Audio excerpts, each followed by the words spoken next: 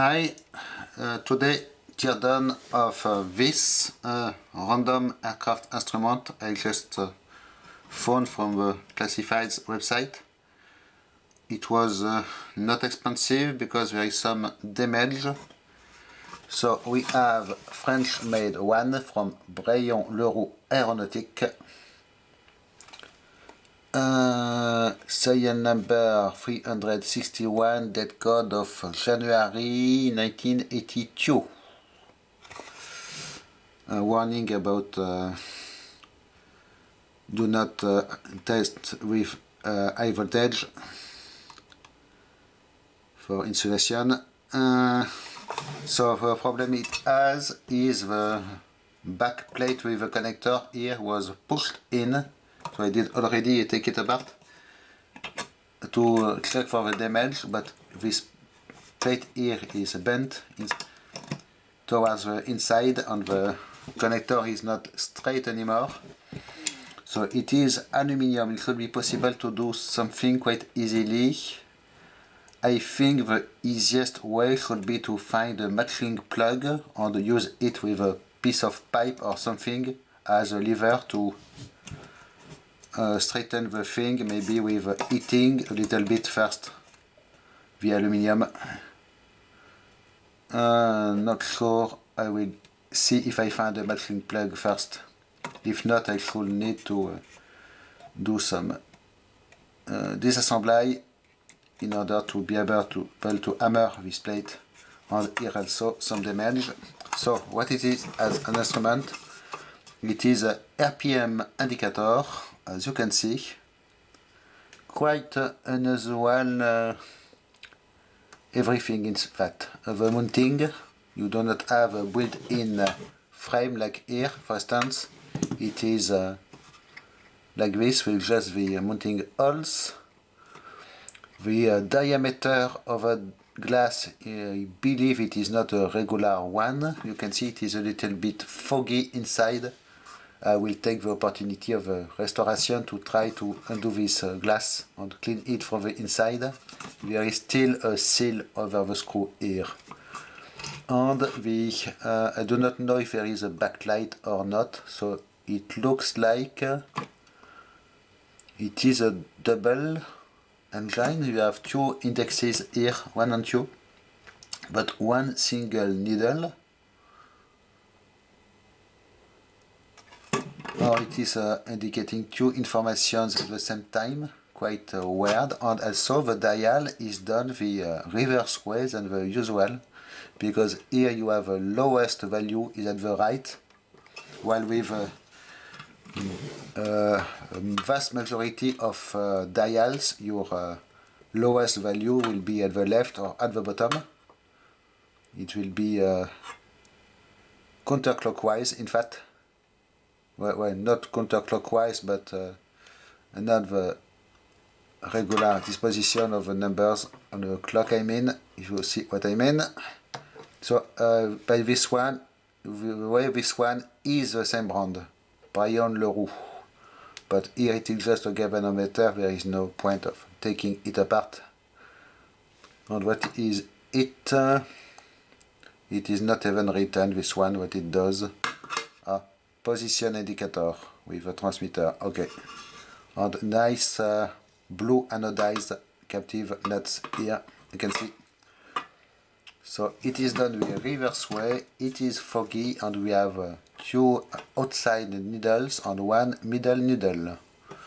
Okay, quite not usual. So what do we have inside?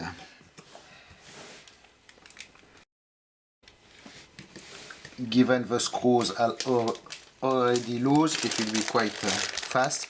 Regular slotted screws like this. One seal, and here we are. So to take apart this instrument, you have to undo both set of screws at the back, because this plate, it is quite where the weight is done. Instead of securing this plate to the structure of the contents here, it is screwed to the back cover. I do not see why. You should have just screws to secure the back cover. You remove your 4 screws, you slide out your back cover, and everything remains attached in one block, but not here. So we have a plate with a connector, one seal, which is not so good anymore. And here we have a pass-through bulkhead thing with glass insulators. You can see, so if I need to undo this plate, it should require unsoldering the wires here, which I do not like to do because it will alter the original work.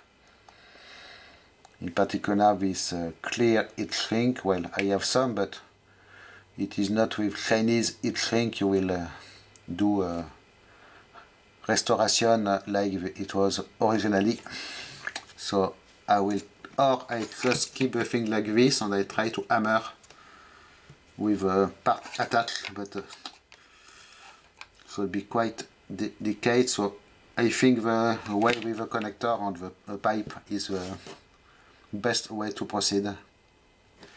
So what we have in here looks like we just have actually two actuators in the middle. You can see we have 3 circuit boards. Do we have a backlight? It is not true. And we have a galvanometer. Okay, the needle is controlled by the galvanometer here and the 2 side indicators here are controlled with both of those actuators. Not sure if they are synchro receivers or what. Yes, it looks like we have 5 wires, so should be some kind of synchro receivers. Each one has its serial number. Okay. About the electronics, we have 3 circuit boards. I am checking if it is possible or not to undo one of them. Not very easily because they are bolted, you can see. Here we have little brackets with super tiny screws. Well, the bottom one should be possible to undo. And we have 2 ones here probably for each one of the units here. So I see 2 transistors, a number of capacitors, some adjustments. Okay, and this board may be responsible for the galvanometer indicator and each one of the board here for each one of the actuators. So let me try to undo this PCB. Should allow to have a better look. Wow, look at this. You cannot even reach the screw because there is this little nut in front of it, and it is the same thing here. What design is it? Really? They could have put the screws on the other way around with the thread in this part instead, and you could have accessed the screws very easily from each side, but no. It is the most intricate construction I have seen, and these boards here, you have one standoff here with a slot to secure it in place. It is connected by wires, but the other side here it is the same. You have your 2 little tiny bolts and 2 screws you cannot access at all. Wow. At least the front piece with the glass should be possible to undo, to clean the glass. We've got the 4 screws here, but still I am not sure. Do we have backlight in this thing? No. There is this clear plasticky part here with 2 big screws to it is holding the galvanometer piece. but no light system here. Okay, big standoff here, super large screws at the rear, you can see. Okay, so what do we have on this bottom board? We will try to zoom a little bit. We have a relay, a bunch of trimmers, and a few integrated circuits here, but it is not even possible to see what they are because everything is in the way. Okay, very nice, super tiny metal resistors here. Okay, and these two mystery actuators with no information about what they are.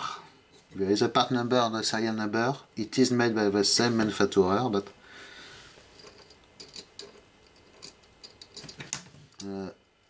a complex system of gears here to drive two side indicators, and the parts are bent like this. Really. Also, why they did use a long pipe in plastic like this to guide the wires. Quite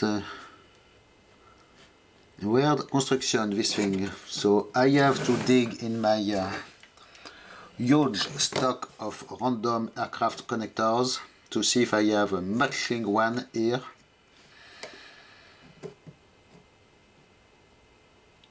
And see if I can use it as a lever to straighten the part here. For the dent in here, it will be a long piece of metal and some hammer work, I believe. Should work. It should be possible to straighten out, but this I am not sure yet. Okay, interesting construction. Yes, we have some conformal coating, but the conformal coating on these boards here is a lot thicker than the one you have here. And you can see they did use little holes here to secure the wires. It is doing a little loop, a S shape in fact. And they are soldered in here, no internal connector at all in this thing. Everything is soldered in place. Here also, here they did not use a L shape, S shape, it is just one hole. Okay, little seal all around here. This one is still good, at least. Okay, interesting construction. Very tedious. And you know what? It should require further close-up inspection, but I believe we might have tin whiskers on here. Or tin whiskers in progress. I see a lot of little dots on the surface. Here also. Okay. This one is not the same finish, it is chrome finish, it looks like. But this is growing definitely tin whiskers. Okay, we have also some damage. You can see this plate here is not straight also, so it will require some pushing action here on the corner to straighten here the corner. Okay, so quite extensive damage, nothing you cannot repair, but it will require some work. So, thanks for watching, bye bye.